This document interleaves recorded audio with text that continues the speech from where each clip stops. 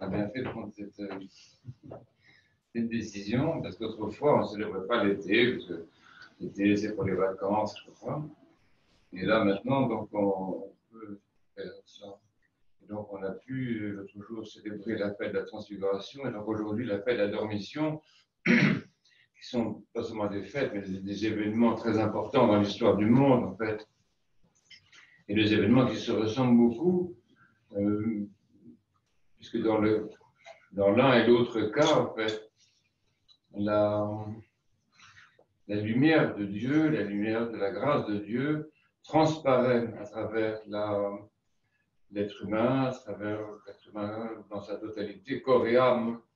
Et donc, d'une certaine façon, la dormition de la mère de Dieu, c'est également aussi la transfiguration, parce que dans la mère de Dieu, l'accomplissement extraordinaire de cette personne, en fait, il y a un rayonnement et un resplendissement vraiment de la grâce de Dieu.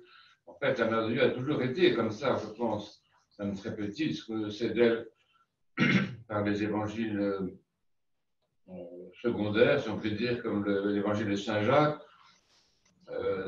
Il y a des lettres comme ça dans l'histoire de l'humanité, de surdoués, des génies, des enfants qui sont absolument géniaux, comme ça. Il y a 3 ans, 4 ans, sont plus avancés que leurs pères et que leurs parents. Donc la mère de Dieu a de toute façon été de personnalité comme ça géniale, surdouée dans l'humanité et rayonnante. Pratiquement tous les moments dans l'année liturgique où nous la mettons plus particulièrement à l'honneur, nous sommes en fait illuminés par la lumière qui émane d'elle, qui rayonne d'elle. C'est une personne lumineuse. C'est pour ça que dans la tradition de l'Église, l'iconographie de la Mère de Dieu, c'est tellement développé dans tous les pays de la Terre, même au Japon. Il n'y a pas de japonais ici aujourd'hui. Dans tous les pays de la Terre, quand l'iconographie de la Mère de Dieu tient une place absolument extraordinaire.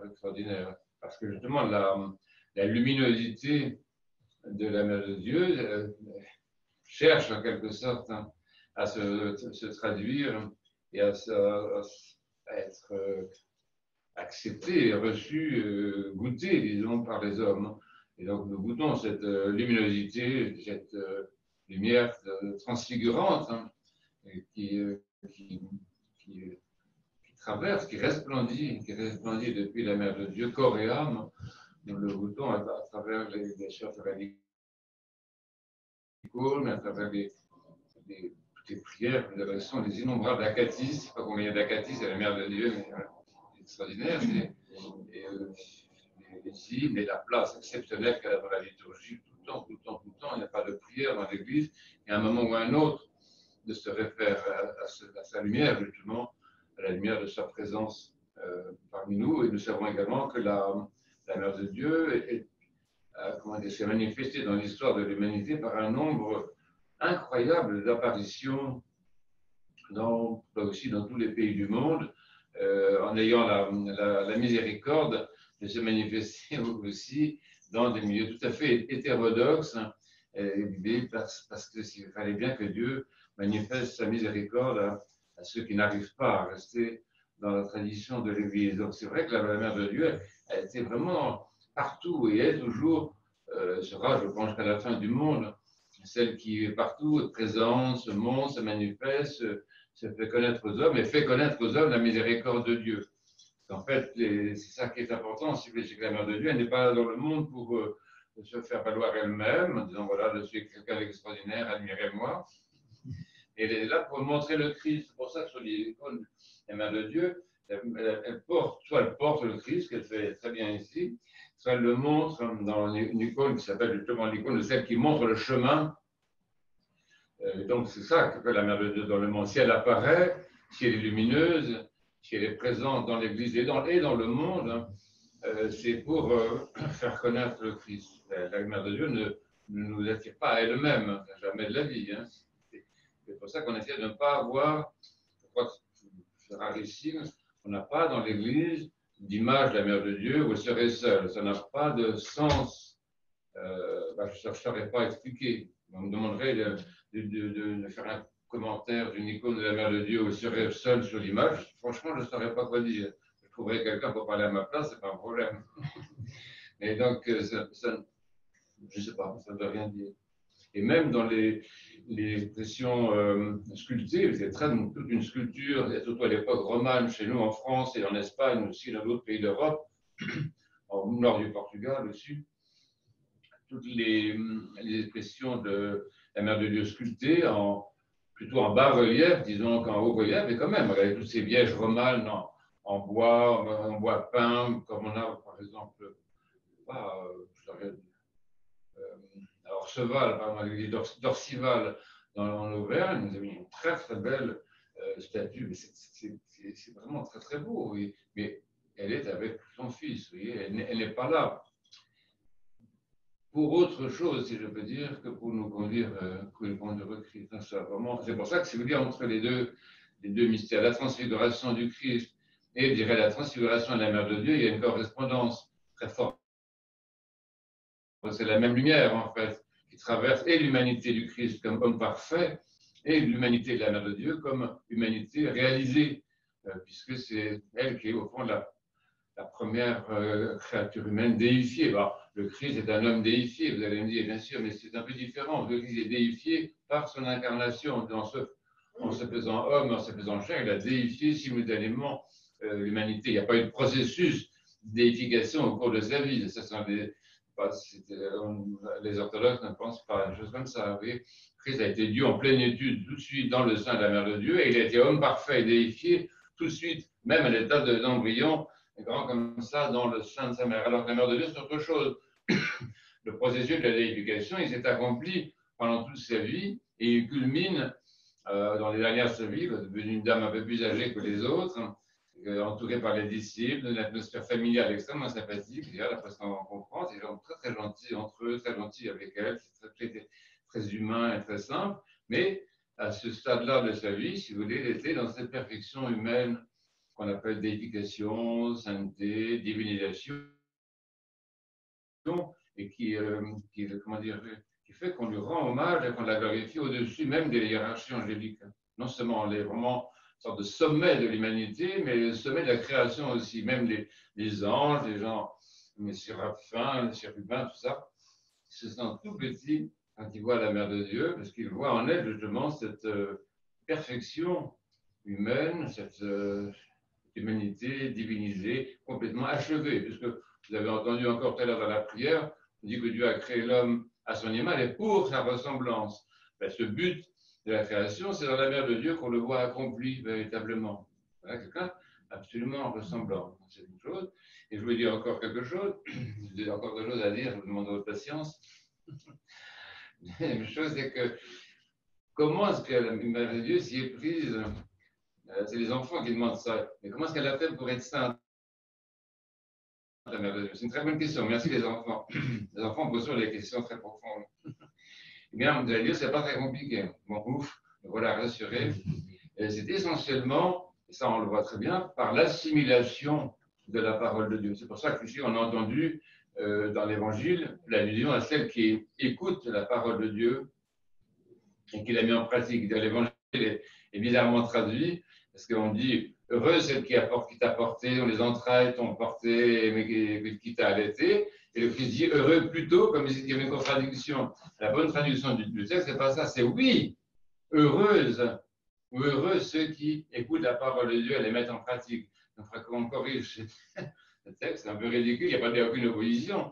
Si les entrailles qu'ont porté le Christ sont bénies, et si les saints qui l'ont allaité, c'est extraordinaire, sont bénis, c'est justement parce qu'elle est celle qui écoute la parole de Dieu, elle la met en pratique. Donc toute la vie de cette belle personne de la Mère de Dieu est une vie qui est complètement faite d'assimilation de la parole de Dieu. Et ça, c'est le principe même de l'incarnation, c'est d'intégrer complètement dans sa vie la parole de Dieu. La conception de la sainteté dans l'Église des saints-pères, c'est toujours ça.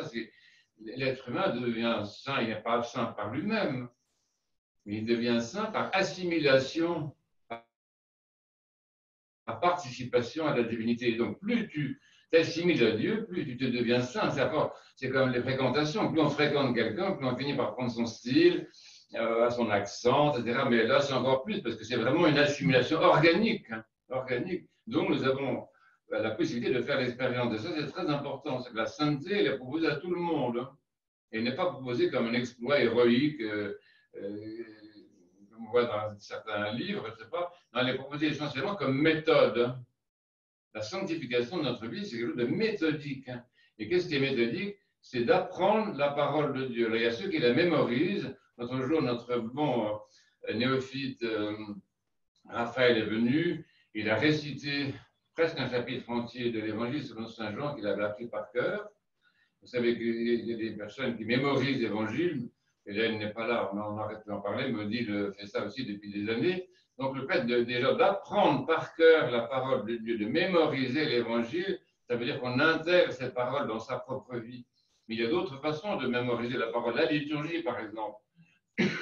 Dans cette paroisse en particulier, nous suivons l'école qui enseigne ça, qui enseigne la liturgie. C'est un lieu pour écouter la parole de Dieu, l'assimiler, la mémoriser, l'intégrer. On participe à la liturgie principalement pour cela, pour assimiler la parole de Dieu. C'est pour ça que la structure de la liturgie, on a déjà expliqué ça 1000 fois et demi, la structure de la liturgie est un système de réponse, d'alternance, etc. C'est fait pour mémoriser la parole, les psaumes, etc. Et donc, c'est très important. C'est pour ça que vous, par exemple, vous n'avez pas des livres sous les yeux pendant la liturgie. Ça ne servira à rien du tout. C'est très mauvais de faire ça. Non, vous écoutez tous les dimanches. Et en plus des dimanches, les jours de fête aujourd'hui, ça fait beaucoup, 2 fois par semaine. Non, vous écoutez et vous apprenez, vous mémorisez, vous intégrez et vous déifiez. Nous nous déifions, nous nous sanctifions, nous nous divinisons quand nous mémorisons la parole de Dieu. Ça, c'est très important, c'est méthodique.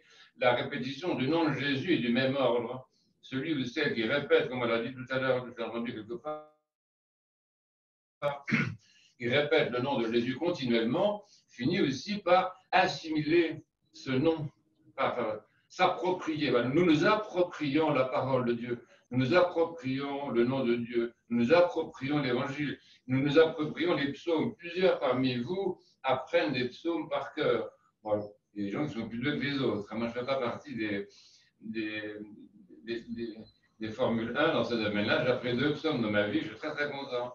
Et je m'étais dit à une époque, mon petit, tu vas apprendre un psaume chaque année. Bon, en fait, je ne l'ai jamais fait parce que je n'y arrive pas.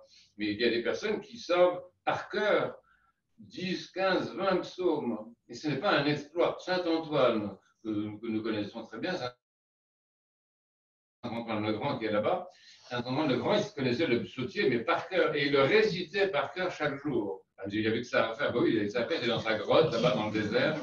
Aucune distraction, pas de téléphone, pas de télévision, rien. Il récitait le psautier intégralement chaque jour. Donc c'est très très fréquent dans l'expérience chrétienne et juive et biblique, hein, le fait qu'on apprend la parole, on s'intègre à la parole et on intègre la parole à soi. Je ne sais pas si on s'identifie, il ne faut peut-être pas exagérer, si vous voulez, mais il y a quand même une espèce d'osmose, hein, qui fait qu'à un moment, c'est tellement intégré que nos pensées deviennent des pensées inspirées par les pensées de Dieu, nos paroles deviennent des paroles inspirées par la parole de Dieu, notre comportement même change. Moi, je connais beaucoup de personnes que j'ai vu changer sur une trentaine d'années à peu près. Je suis quand même le témoin de ça, oui. Sur une trentaine d'années, j'ai vu des personnes vraiment changer, en bien, je vous rassure. C'est-à-dire qu'à force de vivre dans l'église, de mémoriser, d'apprendre les psaumes, de les redire, de les répéter, de les mâcher, de les... On dit mâcher en français, je crois, oui. De les digérer, les gens changent. Oui. C'est pour ça que le christianisme, ce n'est pas une école morale Et la mère de Dieu, c'est pas quelqu'un qui était une bonne petite fille, qui a suivi, c'est pas ça. La mère de Dieu, c'est quelqu'un qui a assimilé le verbe et qui en est devenu grosse. Donc la norme de la connaissance de Dieu et la norme de la vie chrétienne, c'est de devenir enceinte de Dieu. Pour des raisons que j'ignore, le mot n'est pas employé au masculin, mais je propose qu'on fasse des efforts dans ce domaine-là et qu'on emploie le mot dans les deux genres, puisqu'on dit genre maintenant. Donc, devenir gros de Dieu, devenir grosse de Dieu. En Grèce, vous dites Afi, Insarchinat, de Dunezeu. C'est ça la vie, c'est ça la vraie vie. Et c'est pour ça que ça donne, et c'est encore un point que je voulais dire, puis je m'arrête, je promets, ça donne beaucoup de joie. Ça donne beaucoup de joie. Et ça, on voit ça par la mère de Dieu, c'est très important. La mère, ce qui caractérise la mère de Dieu, vous savez très bien, je vous répète des choses que vous savez, c'est juste pour vous encourager. La mère de Dieu se caractérise par la joie. Ça, c'est vraiment, je ne sais pas quoi dire d'autre. Je ne sais pas quoi dire d'autre. Je m'arrête.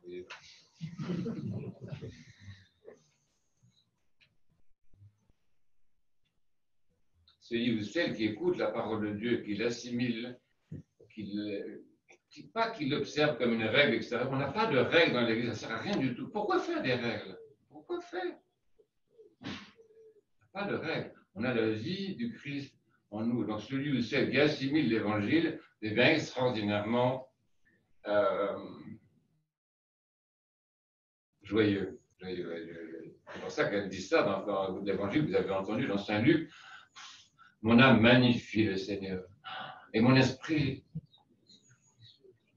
est ravi de joie en Dieu, être ravi.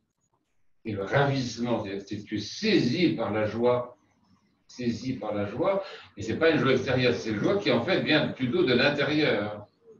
Tellement nourri de la parole de Dieu, tellement mangé Dieu, tellement bu la vie de Dieu, ça se transforme en joie. C'est très intéressant. C'est vraiment un phénomène, vous savez. C'est pas littéraire ce que je dis, c'est un phénomène observable hein, qui peut s'appeler un peu, comment on appelle ça? C'est comme le métabolisme. Le métabolisme, c'est aussi à changer, à transformer une donnée quelconque, soit un aliment. Mais ici, celui ou celle qui apprend la parole de Dieu par cœur, et je vous encourage vraiment à le faire, ou qui répète le nom de Jésus, ou qui répète les psaumes, enfin, hein, celui-là, il métabolise la parole de Dieu. Oui. Il la transforme dans ses propres cellules, dans son propre sang. Et donc, tout ça nous fait comprendre aussi ce que c'est que la communion eucharistique, bien sûr. C'est ça qu'on fait quand on communie. Mais on ne communie pas seulement au corps et au sang du Christ dans la deuxième partie de la liturgie où nous allons entrer maintenant dans le calice, mais on communie à la parole de Dieu quand on l'apprend. Quand on l'apprend par cœur. Quand on écoute la parole de Dieu, on écoute, on la laisse pénétrer. J'ai une amie l'autre jour qui était très malade. Elle ne pouvait plus, elle me dit, je ne peux plus prier. Je lui ai dit, c'est pas grave. Ça l'a beaucoup rassuré. Je pensais que je lui disais, faut que tu pries, ça ira mieux. Non, je lui dis, il n'y a pas le choix, laisse tomber. Et là, qu'est-ce que je fais? Rien, tu t'allonges. Ah, oh, ça va bien comme conseil spirituel, ça paraît bizarre. Tu t'allonges et tu mets les enregistrements de l'évangile de Saint Jean ou des psaumes, comme on a maintenant, grâce à une revue que je ne nommerai pas parce que je ne dois pas faire publicité dans l'église. Et donc, cette fille-là, elle avait ça. Elle s'est allongée, c'était un gros effort, mais fait quand même, de bonne volonté. Et elle a mis ses enregistrements. Et elle a laissé la parole lui parler. Et comme elle écoutait ça de manière passive, pas comme un légume, j'en vois ici, non, pas comme vraiment un légume, mais quand même un être très affaibli, très malade, très abîmée, en fait, vous voyez, par la souffrance morale, la souffrance physique, hein, eh bien, elle était disponible. Et cette parole qui lui parlait, s'était inscrite en elle. Et c'était bon. C'était bon, vous voyez. C'est vraiment très important. Il y a une expérience à faire, donc, de métabolisation, de digestion, d'assimilation de la parole de Dieu par 36 moyens qu'on connaît, et qui veut dire que la sainteté est un chemin méthodique. Hein. c'est pas une idée, c'est pas une valeur morale chrétienne. C'est vraiment, on parle d'autre chose, on parle d'autre chose. Hein. On parle ici de la transfiguration de l'être humain quand il assimile la parole de Dieu. C'est le cas de la mère de Dieu. J'ai mis encore une chose, je vais encore comprendre, je voulais dire ce que vous permettez. Une des raisons qui font que nous aimons beaucoup la mère de Dieu, c'est quelqu'un qui m'a dit ça, de toute façon, ce que je vous dis, c'est des choses que les gens m'ont dit. Quelqu'un qui m'a dit ça l'autre jour dans la confession, ça m'a beaucoup frappé, ça. C'est moi qui lui ai dit, je ne sais plus, mais enfin, on s'est dit ça ensemble. C'est qu'en fait, là, il y a quelque chose à la mère de Dieu qui est exceptionnel. Hein. Je ne sais pas si j'arrive à le dire.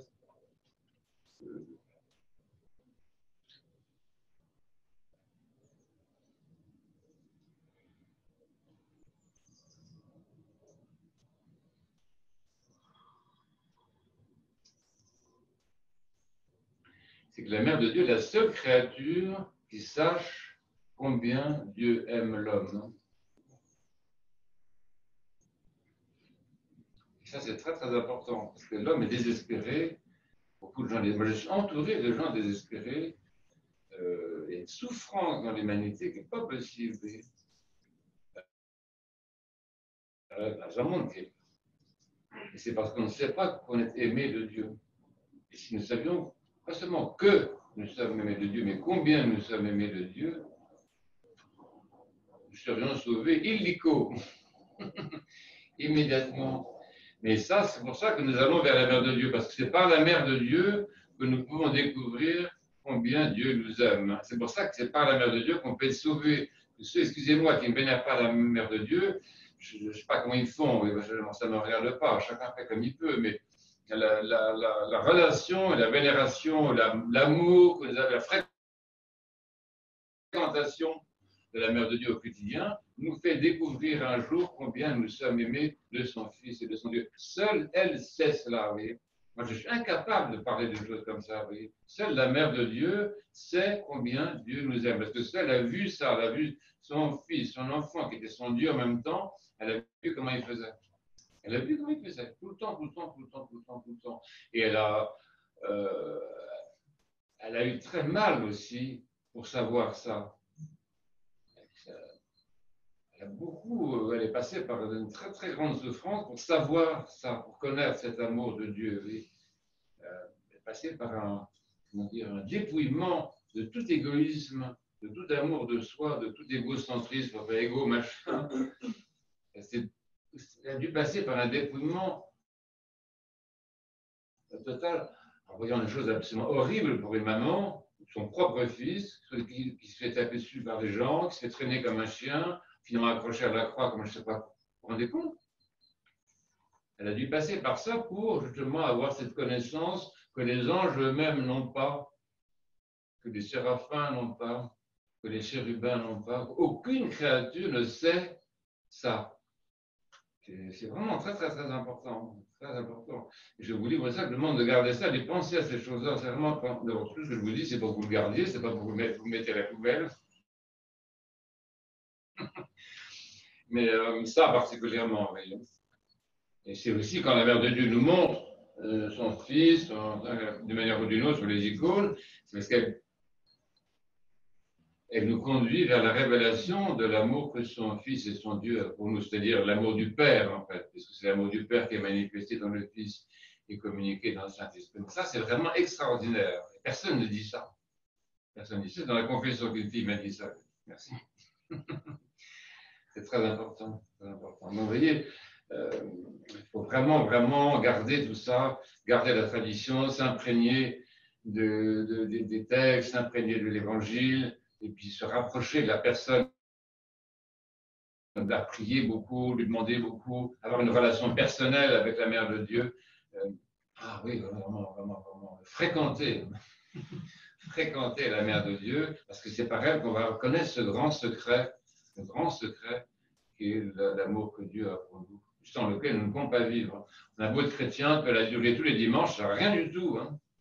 Excusez-moi de dire ça, ça ne sert à rien du tout si tu ne sais pas combien Dieu t'aime. Tant perdu, oui. C'est ça comment on dit ça? C'est l'enjeu, en fait, de toute notre pratique, je peux dire.